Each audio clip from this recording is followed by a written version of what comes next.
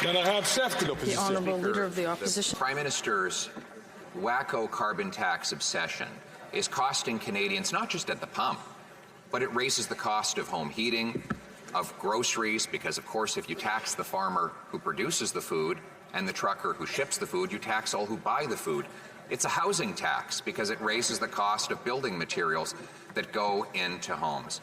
With the report out today that 25% of young people had to go to a food bank in just 3 months, will he accept the common sense Conservative bill to take the tax off the farmers who produce our food? The Right Honourable Prime Minister. Mr. Speaker, the Leader of the Opposition continues to make that argument even though he knows full well that farm fuels are 95% exempt from the price on pollution right across the country, Mr. Speaker.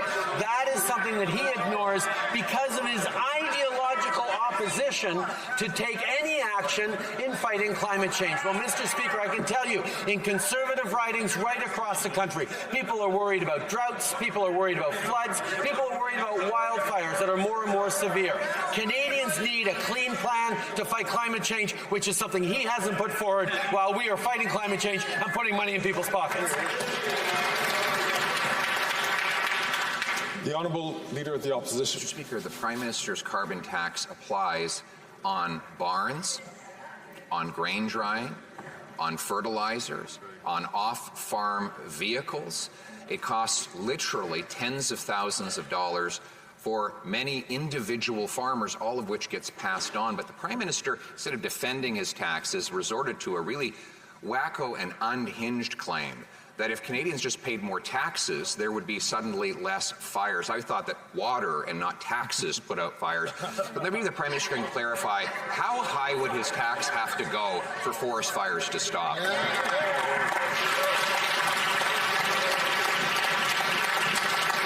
The Right Honourable Prime Minister. Mr. Speaker, Canadians are facing the impacts of the extreme weather events that come from climate change that are unfortunately getting worse and worse every year. That is why our government from 2015 onwards has stepped up in the fight against climate change, because not only are we reducing Canada's emissions to the lowest level outside the pandemic in 25 years, but we're also stepping up in the jobs and technological innovations that the world needs to successfully fight climate change. We will continue to fight climate change, Mr. Speaker, and put more money in people's pockets while he sits with his arms crossed and no plan. The Honourable Leader of the Opposition. He didn't answer my question. Now he says that his taxes are going to make Canada a high-tech wonderland. Before, his claim was that it was going to stop forest fires. It's him that made the link, not me. Obviously, I think the link between the two is absolutely ridiculous because his tax is not an environmental plan. It's a money-collecting plan. It's a plan of government greed. So I'll ask the question again. He wants to hike the tax to 61 cents a litre. If it gets to that high and people are all starving in the streets, will that stop the forest fires? The Right Honourable Prime Minister. Mr. Speaker, in the Leader of the Opposition's desire to make clever rhetorical points, he actually completely ignores the basic facts. The price on pollution is revenue neutral for the federal government. That means the money that comes in for the price on pollution, for the carbon tax, gets returned to the jurisdictions, and is why the Parliamentary Budget Officer found 8 out of 10 Canadian families in jurisdictions where the carbon price applies do better with the Canada carbon rebate that comes in 4 times a year than the price on pollution costs them. That's a plan to fight climate change and put money in people's pockets. The Honourable Leader of the Opposition. Mr. Speaker, I'm sorry to be too clever for the Prime Minister, but he's the one who made the argument that high taxes would stop forest fires, and now he can't tell us how high the tax would go to put all the fires out. He went on now to say that his tax is revenue neutral.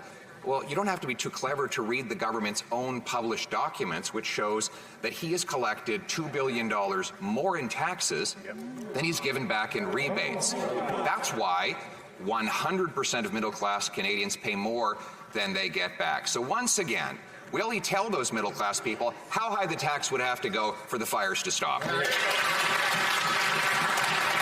The Right Honourable Prime Minister. Mr. Speaker, what we just saw is climate denialism at its finest.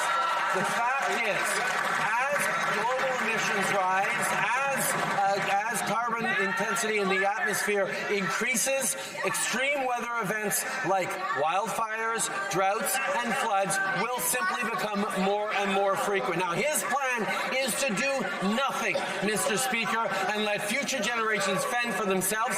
Our plan is not only to reduce our emissions, but to create the solutions that the world needs while we lead on fighting climate change, bringing down emissions, and